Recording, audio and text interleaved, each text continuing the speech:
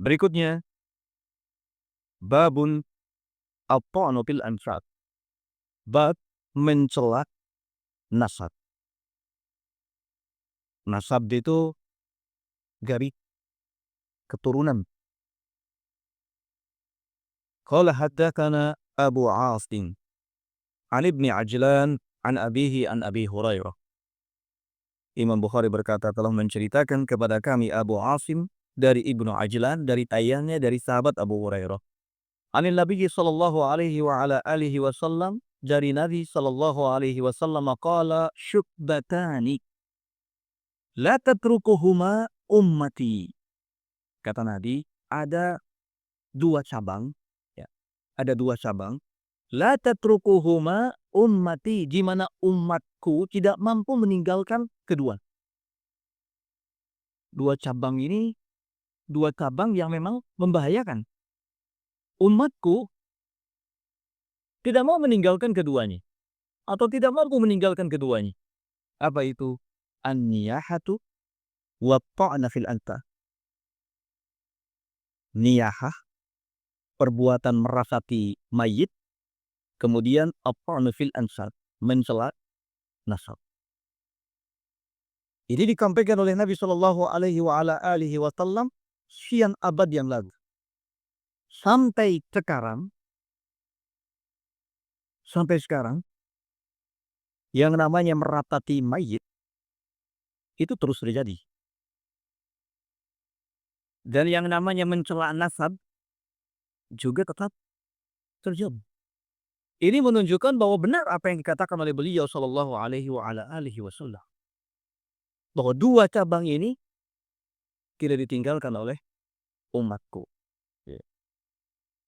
Sudah tradisi di mana kalau ada yang meninggal, maka saudara-saudaranya ini meratapi, atau keluarga-keluarganya ini banyak yang meratapi.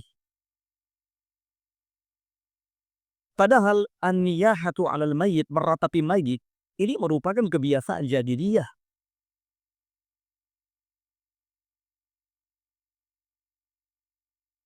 Kebiasaan jahiliyah yang telah diperingatkan oleh Nabi Shallallahu alaihi wa ala alihi wasallam. Demikian juga at-ta'nu fil ansab, mencela nasab. Karena orang-orang jahiliyah dulu, kalau nasab itu seolah sesuatu yang paling tinggi kedudukannya, paling berharga.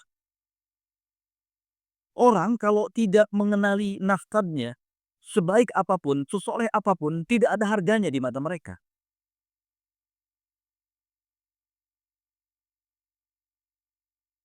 Padahal dulu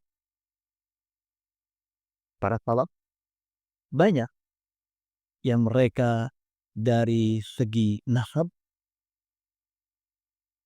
itu tidak menguntungkan atau kurang baik, tetapi Allah Subhanahu wa taala angkat derajatnya dengan hal yang lainnya. Seperti Imam Abul Aliyah Rafi bin Mihran, beliau ini seorang budak,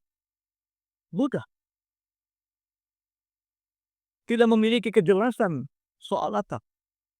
Tetapi Allah Subhanahu wa taala angkat derajatnya. Karena apa? Karena ilmunya.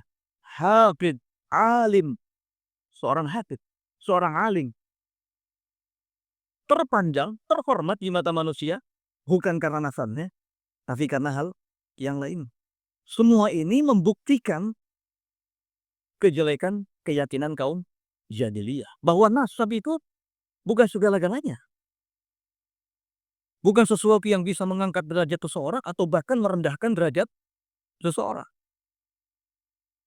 Sahabat Abu Bakar As-Siddiq radhiyallahu taala anhu dikenal sebagai a'lamun nas bil ansab, sebagai orang yang paling tahu tentang nasab, menghafal sekian banyak nasab.